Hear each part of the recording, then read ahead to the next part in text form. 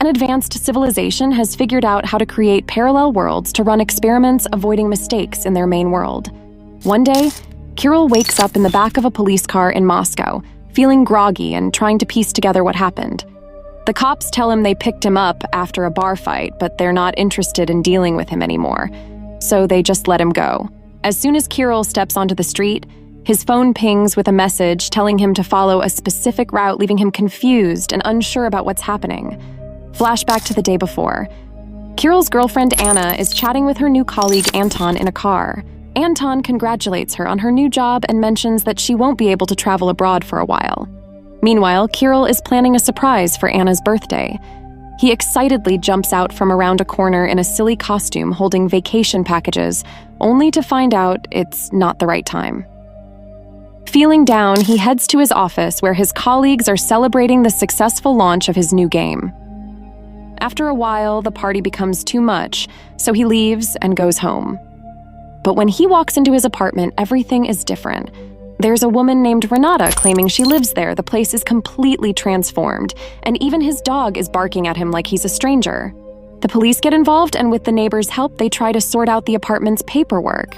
Oddly, it's in Renata's name, but the neighbors are sure the apartment belongs to Kirill. Puzzled, Kirill checks all the official documents, but everything seems to be in order.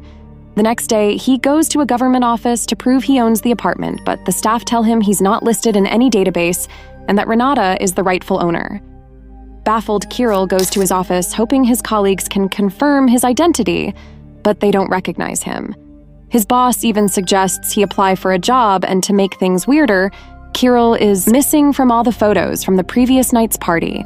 Thinking it's some elaborate prank, Kirill storms over to his friend Katya's place, demanding an explanation. But Katya, too, has no idea who he is. Desperate, Kirill calls his father to set up a meeting, but his dad acts strange, insisting he never had a son. When Kirill calls his mother, she claims he must have the wrong number.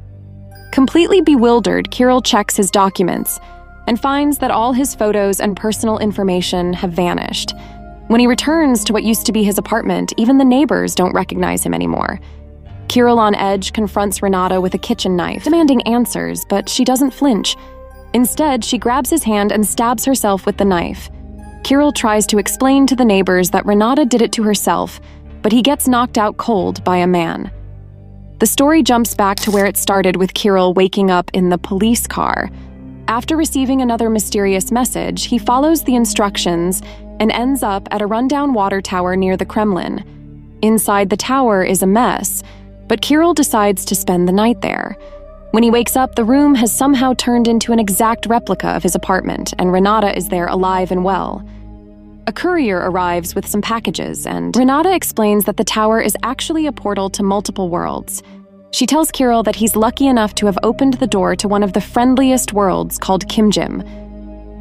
Kirill insists he didn't open any door, but Renata explains that his new game somehow triggered the gateway, and now his place is in the tower. She shows him how the tower can fulfill any wish, like filling an empty wardrobe with clothes just by thinking about it. Renata goes on to tell Kirill that he's now a customs officer at the border between worlds and suggests he review the instructions the courier brought. Kirill, still skeptical, tries to leave, but Renata warns him that in the real world he'd just be a nobody. Resigned to his fate, Kirill decides to stay in the tower. Renata leaves, calling a curator outside to confirm they made the right choice with Kirill. Meanwhile, water starts flowing from a frame in the room, creating portals to other worlds. Kirill looks out the window and realizes he's in an alternate Moscow part of the world of Kimjim, a place untouched by wars and revolutions still under the Russian Empire. Returning to the tower, Kirill starts studying the customs manual and eventually contacts Katya, meeting him again in this new reality. Kirill invites Katya to the tower and explains his strange new job. Soon after, Anna and Anton show up at the tower, wanting to visit Kimjim. Kirill, still in love with Anna, leads them through the portal. Anna and Anton touch the water and step into the alternate Moscow of Kimjim. Kirill and Katya, intrigued by this steampunk version of Moscow, decide to explore. They end up at the White Rose Hotel, but are suddenly attacked by a giant Matryoshka-shaped robot. The robot tries to grab Kirill with its tentacles and fires cannons at him, But Kirill suddenly discovers he has superpowers that allow him to deflect the attacks. Frustrated, the robot flies off, leaving Kirill and Katya completely stunned. Katya records the whole thing on his phone and shows Kirill his incredible abilities. Then red liquid starts dripping from the ceiling, and they find a woman named Rosa upstairs with a slashed throat, also attacked by the robot. Rosa drinks some water Kirill offers, which has healing properties in this world, and she quickly recovers. She tells Kirill that she's been working at customs in this world for 160 years, and that he passed a difficult test. Rosa explains that she and Kirill have special gifts, which is why they've been chosen for these roles. Afterward, she fills a bathtub with water and suggests Kirill take a bath to heal a minor scratch on his arm. She tells him he's not really human anymore, almost invincible, and that he'll soon forget everyone he once knew. Then Rosa invites Kirill to try out his power again. She freezes the water in the tub with a touch and dares him to fight it. Kirill focuses using his mental strength and melts the ice, stunned by what he can do. The next morning, Kirill looks out the window and sees a brand new world.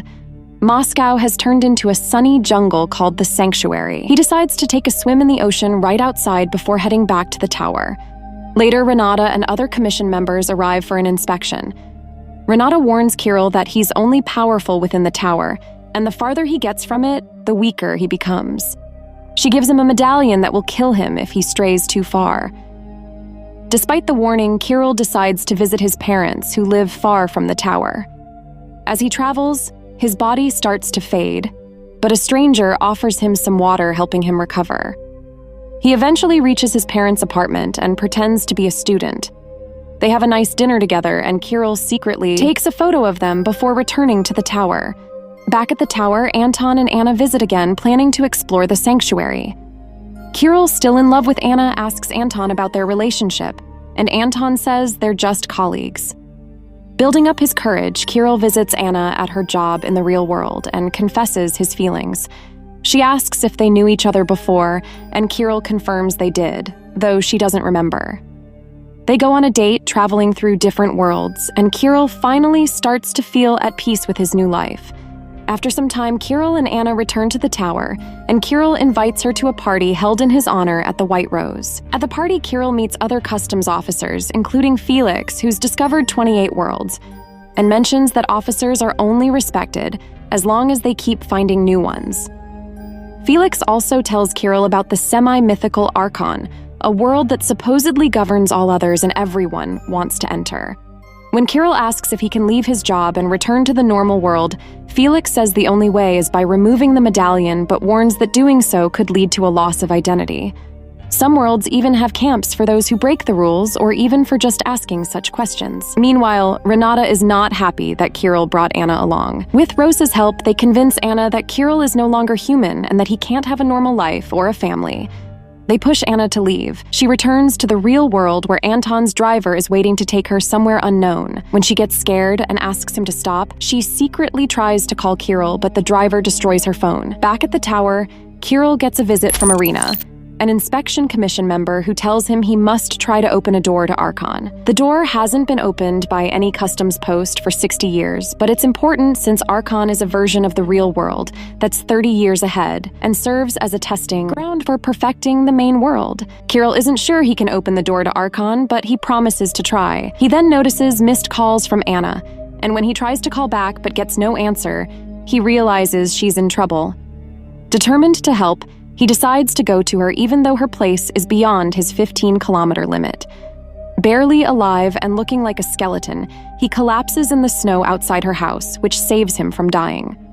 The next day, Anton's driver, who's really overseeing Anton, sends him on a special mission and informs him that Anna is no longer an issue because she's become a threat. Shocked, Anton traps the driver in the car and uses his powers to reduce him to a transparent skeleton. Before giving him water, Anton demands to know where Anna is. Soon after, Kirill gets a message from Anton asking him to find Anna, who's in one of Anton's worlds. Just then, a new door opens for Kirill, leading to a world called Nirvana. In this world, Moscow looks half destroyed, and the workers there are like those in Stalin's labor camps. But despite the grueling work, an unusual pollen in the air makes them happy. Among the new prisoners, Kirill spots Anna and secretly leads her to the tower during a rally. Vasilisa, a customs officer from Nirvana, tries to stop him, but Kirill's powers are stronger, and he manages to bring Anna safely to the tower. Kirill carries Anna into the tower and tries to revive her from the pollen's effects. Suddenly, Katya shows up, revealing that he's actually Kirill's curator. Katya is extremely upset with Kirill for breaking so many rules and as punishment reduces his movement range to just 50 meters. Kirill then takes Anna to the sanctuary where he immediately turns into a skeleton. But Anna rips off his medallion and he recovers. They go back to the tower, and while Anna is sleeping, a door to Archon suddenly opens for Kirill. In this high-tech world, Kirill meets another customs officer who's also named Kirill. This Kirill tells him that it's June 22nd, 1941 in Archon. And while Hitler invaded the USSR in the real world here, he became an artist. The Kirill from Archon explains that his world is behind the real world in time, but ahead in other ways. He reveals that all worlds, including the real one, were created by Archon as test grounds. Wars, epidemics, and disasters happen elsewhere to keep Archon safe. After learning this, Kirill says goodbye to his Archon counterpart and prepares to leave. But Archon Kirill says he can't let him go now that he knows the truth. Kirill is then attacked by Matryoshka-shaped robots. Despite serious injuries, he jumps into the water and heals, quickly finding a new portal back to the tower. But Renata is waiting for Kirill at the tower, furious with what he's done. She tells him that she's moved Anna to another world. They argue, and Renata begins destroying the tower, trying to kill Kirill. He defends himself and redirects her attacks back at her. Demanding she return, Anna Kirill delivers a knife wound to Renata's abdomen. Renata loses her strength and collapses, causing the tower to finally fall apart. As it collapses, Kirill's family suddenly remembers him. His mother calls him, and he promises to come home in the evening. Meanwhile, Katya arrives at the destroyed tower and explains that without it, access to other worlds is impossible. But Kirill insists on finding other portals to locate Anna. Katya agrees to help, as they also need the portal to save the main world. They set out to find new portals, and as firefighters arrive to douse the ruins of the tower, Renata begins to revive. What if you could build your own world? What would it be like? Share your thoughts in the comments, give this video a thumbs up, and subscribe to stay updated with all our latest content. See you in the next videos.